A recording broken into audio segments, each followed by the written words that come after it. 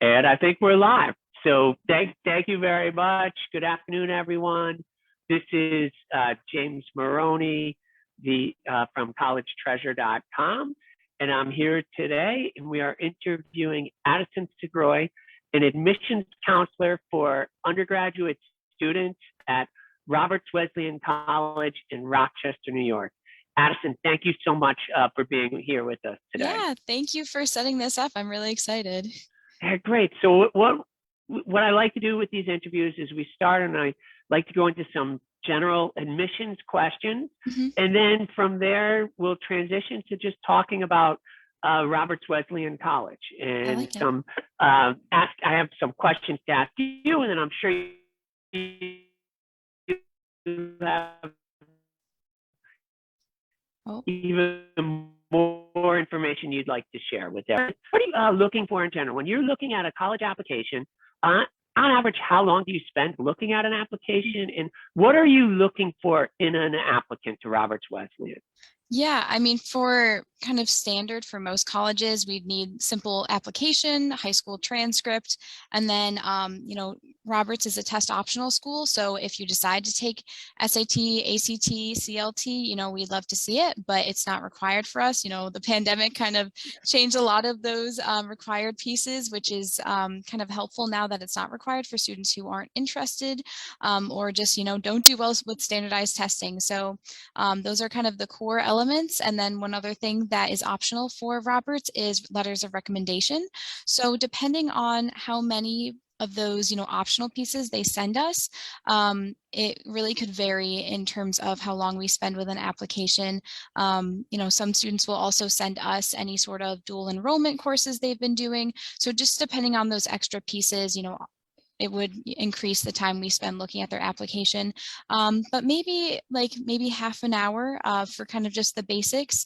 But there are times I have a student that sends me 3 or 4 letters of recommendation, and they're paragraphs long, which we absolutely love to see because, it helps us get to know the student better. And it's just nice to have someone talk really good things about them and highlight their accomplishments. Great, thank you, Addison. So now I have a few questions from that. You mentioned, and you see my cat's tail going right in front. She likes to get her attention. First, you mentioned dual enrollment.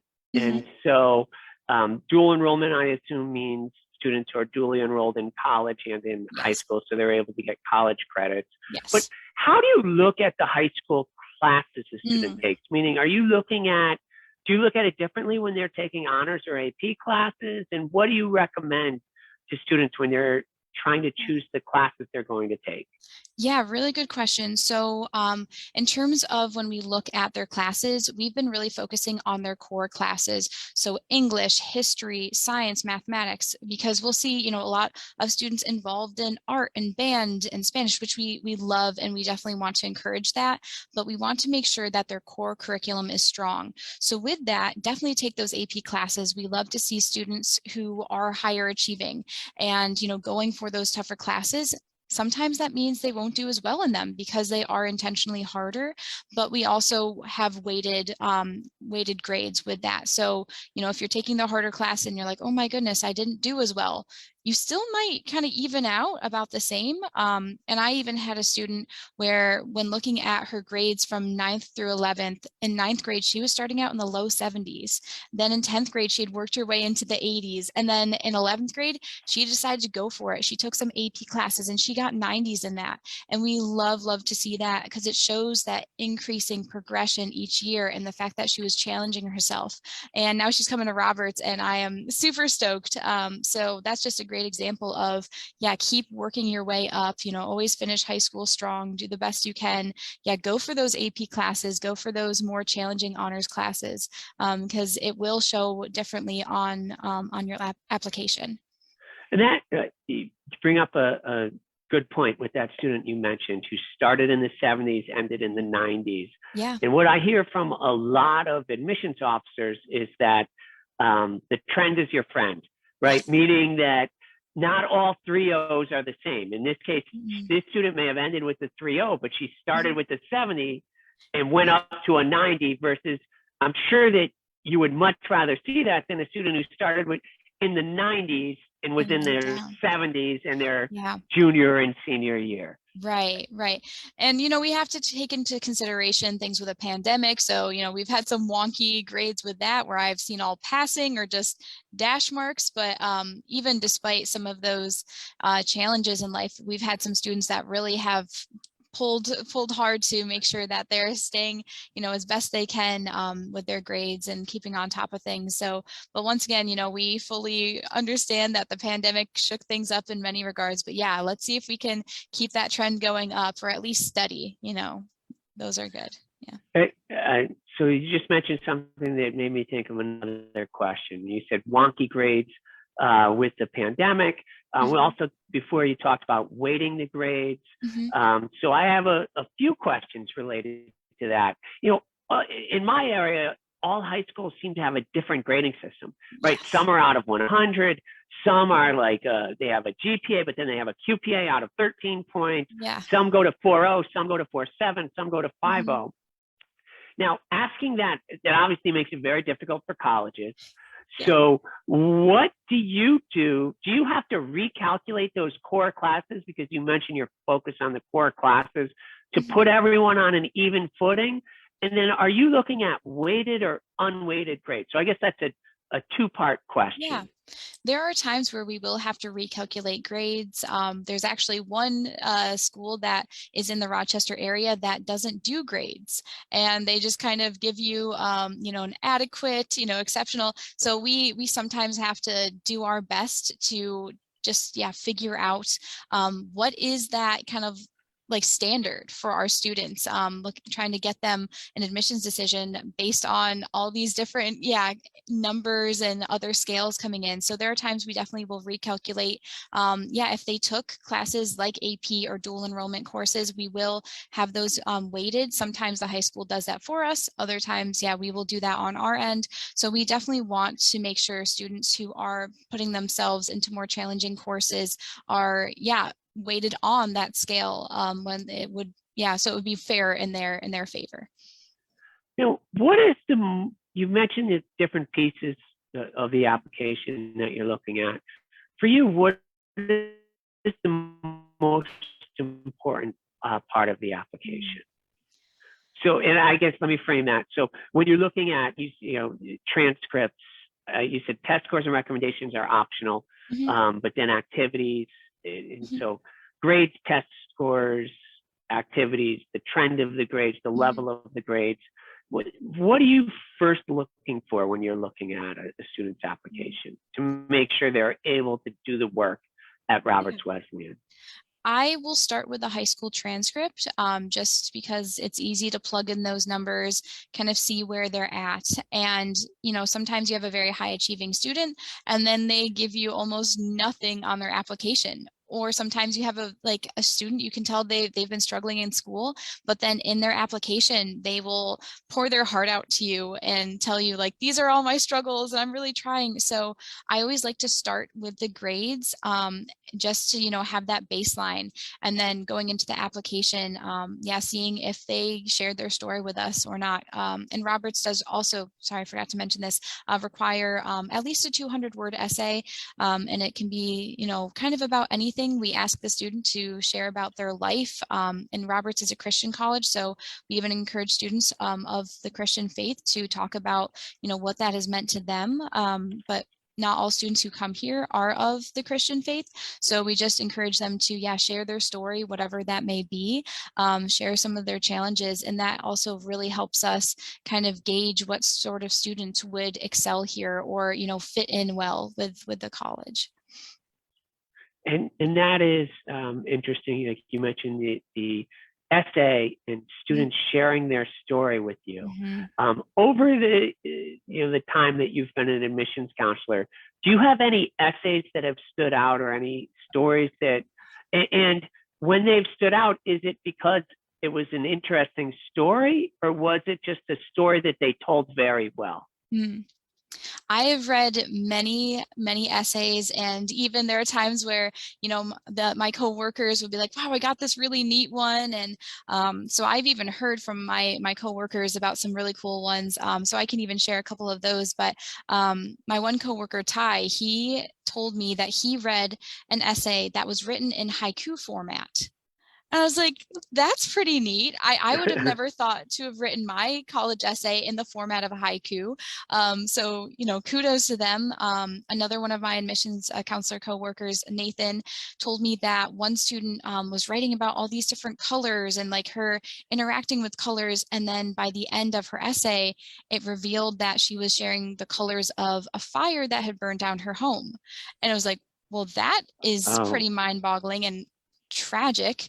And okay. then my personal favorite, I had a student who wrote about oceans and swimming in the ocean and the life that is found in there and the mixture of the salty and the seaweed and everything.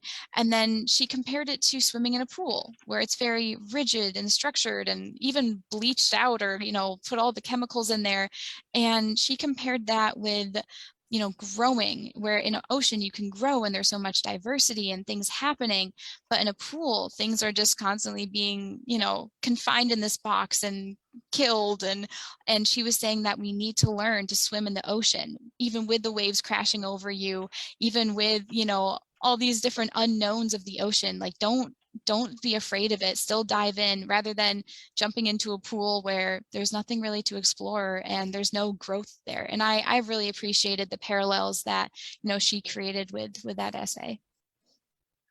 Yeah, and that is, you're right, taking something ordinary, right? Swimming. Yeah, Well, yeah, swimming. ordinary for some people, not, but True, at least true. everyone knows about swimming, even if they Yes. don't swim. And just making it extraordinary and using it to take that everyday thing to make an analogy about life and just showing, I guess, a great understanding of her and the world around her and how Yeah. she fits in with that world. So, what would be your best advice? I think that Mhm. the most stressful part of the application for many students at least is the essay. Mhm. What if a student who's watching this is going to sit down and write his or her essay, what would be your best piece of advice you would share with the student who's getting ready to share their story? Yeah, that's a really good question because it looks so different for every student. I will say I have read some very personal essays, some of which have been very painful, but I always encourage students be honest. You know, if you don't know what to write about, then just kind of take your time with it, dig deep, like ask family members, ask friends, ask someone who knows you well, to just best, you know, talk about what you've gone through, what you're looking to do, where you are right now. So yeah, definitely just be honest. You know, you're not gonna scare us away. Like I mentioned, I read some very, very sad essays, but I've also read some that are so full of hope. And you know, we really love to see that students are still pushing towards what's to come, despite everything that they've gone through. Trying to think. Yeah, just I think I had a note about that because you had put that as a question. Yes, talk about your interests. We have lots of student athletes that come to Roberts, and sometimes they'll write about, you know, we won the championship, and other times it's like, I was injured all season. I didn't even touch the playing field. And but yeah, just talking about where you're at and what you're looking to do. We love that.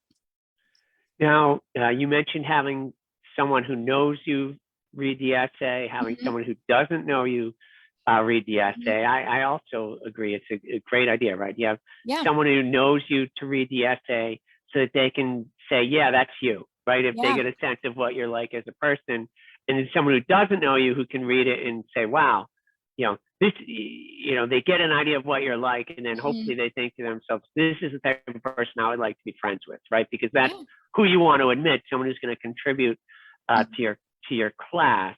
But I think it's also just a good idea to have extra sets of eyes on the essay Oh because yeah, oftentimes, those careless mistakes slip through. all the I time. think, my brother and I, let's see, I graduated high school 30 years ago. So my brother was 31 years ago. And my Wow. father still thinks that my brother didn't get into Notre Dame because he ended his essays with, and that's why I want to go to your collage.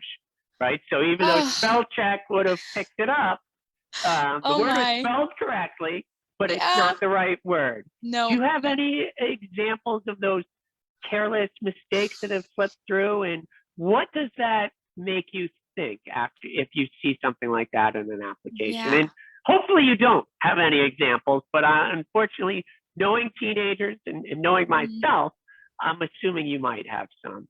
There have been some essays that you can tell that they were either tired or just not proofreading. And, there are some that I was like, oh, this is full of grammatical errors, or, you have a period and then the first letter of the next word isn't even capitalized. I'm like, this could have been an easy one where, yeah, I may have slipped through, but other times it's like, just do that proofread. Yeah, have someone else look at it, look over it. Yeah, I've seen the ones where they just use the wrong word. It's like, well, it's not spelled wrong, but yeah, that's definitely not the word you were looking for. So yeah, I mean, I like to use Grammarly. That's one of those, like, if you want to just do the free trial, put it through Grammarly, and that's great. It helps. Or I've heard some students like to say they'll put it into like a Google, and they'll have Google read it back to them, so then they can hear it, and that's even helpful for them.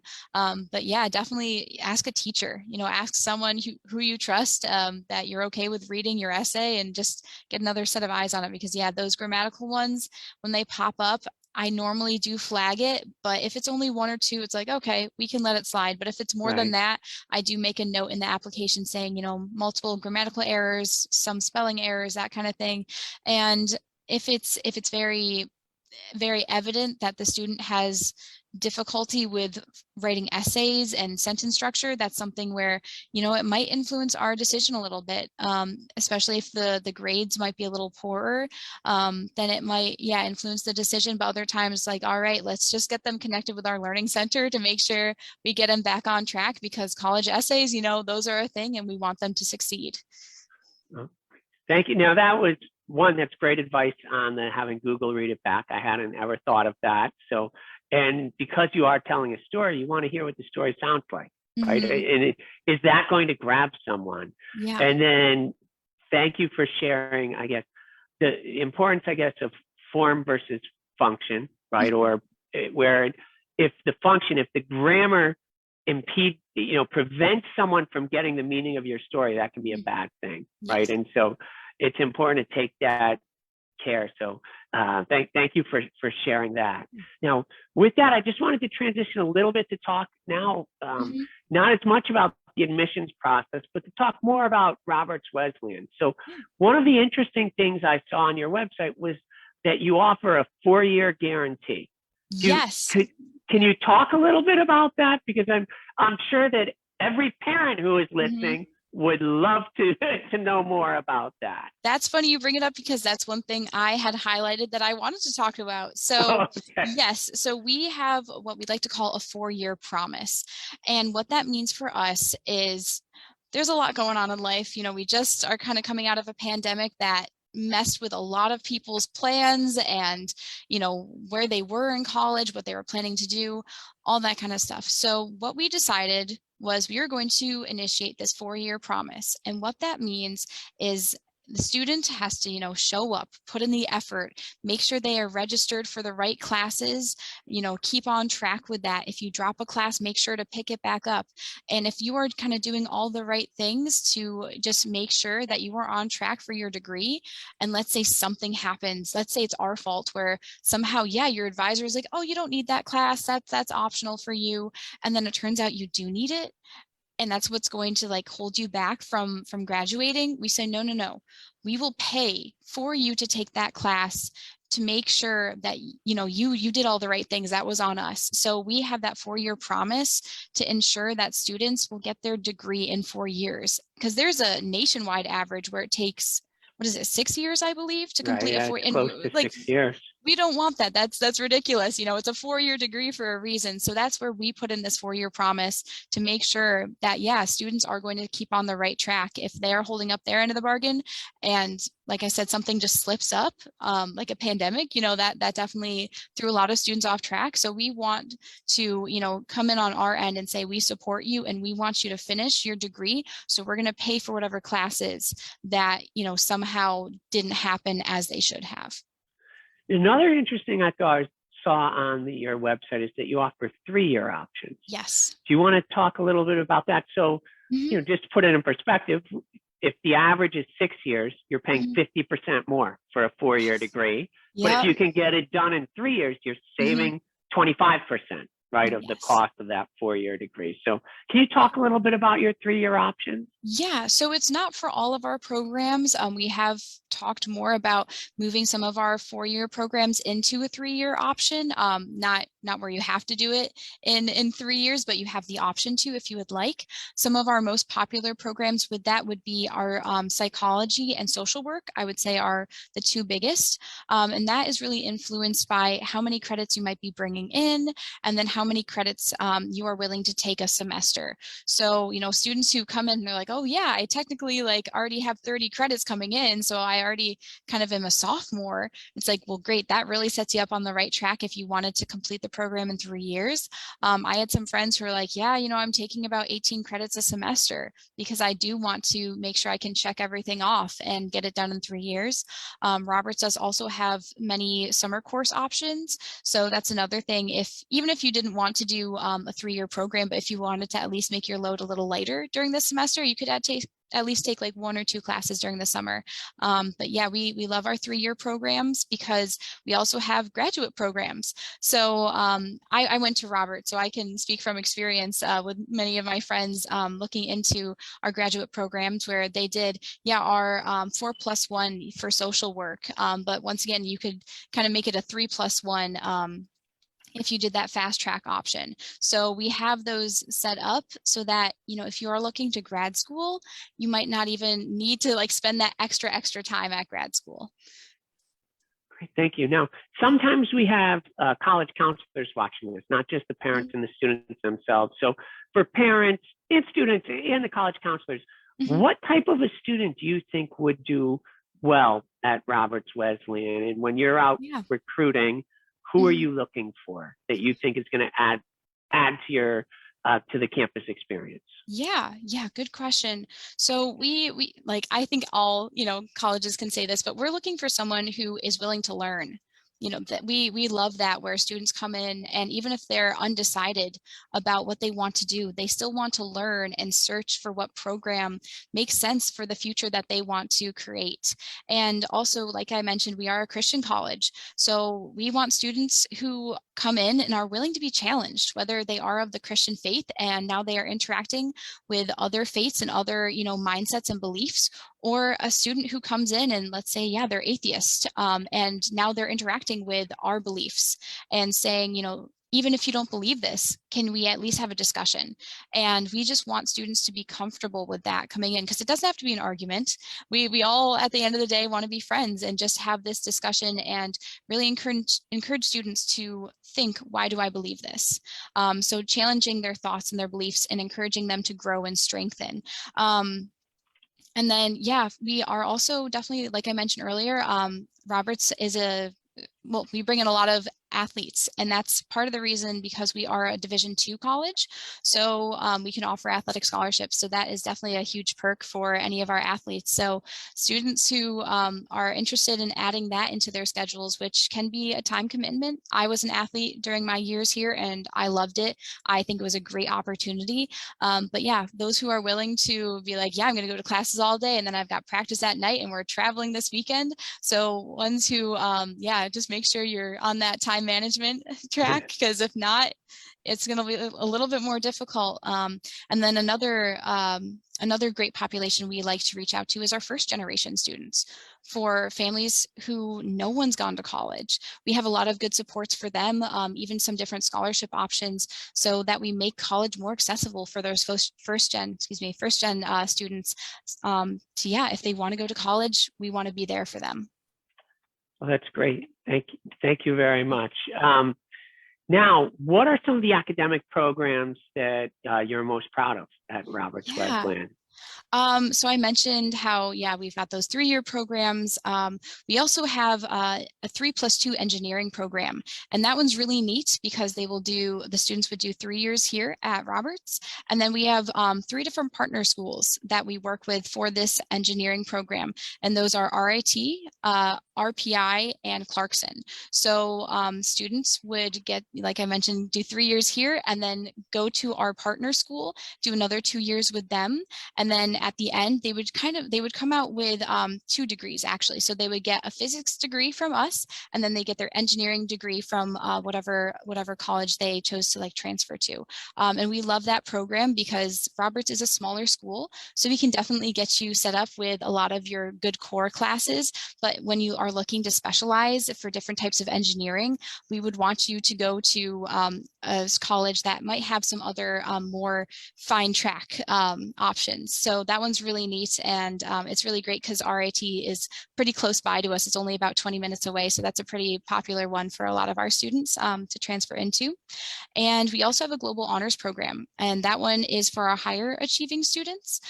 So it works where, like, upon application and acceptance, if you are of a certain GPA, then we would offer you to, come and you would have to interview for our global honors program.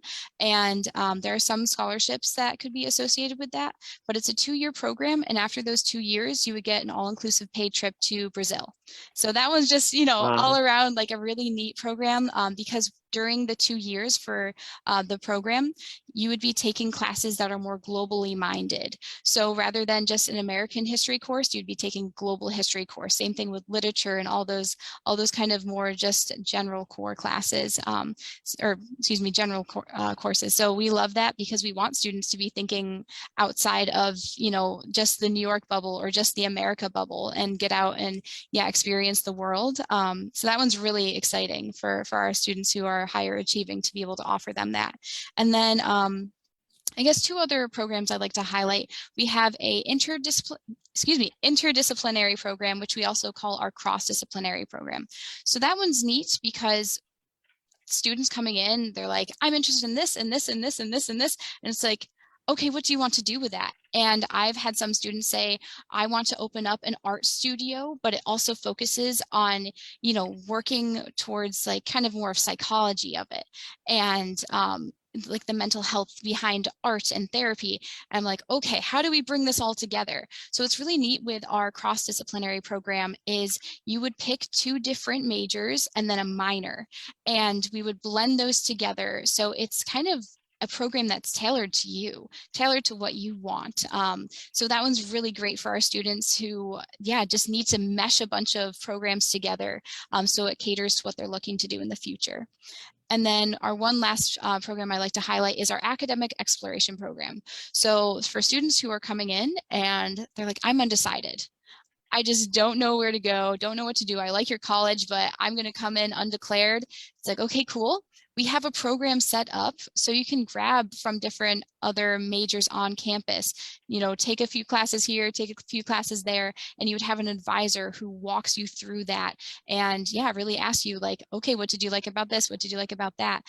So it helps you explore those programs to figure out what feels best, what fits best for you. That's great. I do have more follow-up questions, but hopefully we can do them at another time. Sure. Because this has been great, and we're hitting up. We said we were going to keep it to 30 minutes. So I just wanted to thank you very much for the interview today, and hopefully we could do this again because, as I said, I had a number of questions that have come up. So Addison, thank you so much. Yeah, thank you for finding the time to. I know technical difficulties made it tight, but I'm so glad we could still meet today. This has been very exciting.